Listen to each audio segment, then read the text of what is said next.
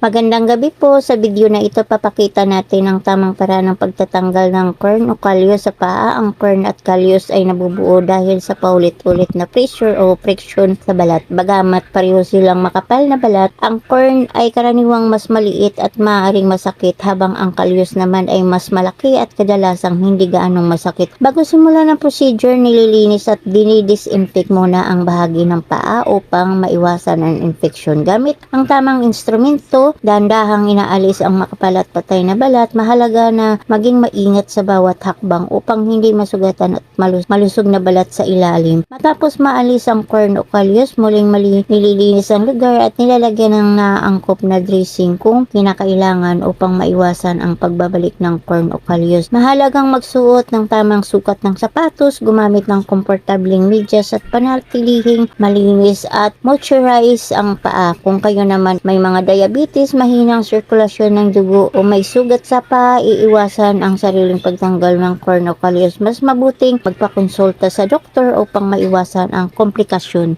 Itong kay kuya, ubod ng sakit daw ito, sabi niya. Dumikit na kasi ito sa laman. Matagal na daw ito. Mayroon na daw itong 2 taon. Kaya nood na kayo ng satisfying video. Dito lang yan kay All Around Nanay. Kung sakaling nagustuhan ng video, baka pwedeng makahingi ng isang like dyan. At pakishare na rin para makarating doon sa may mga problema sa kalyo. Thank you!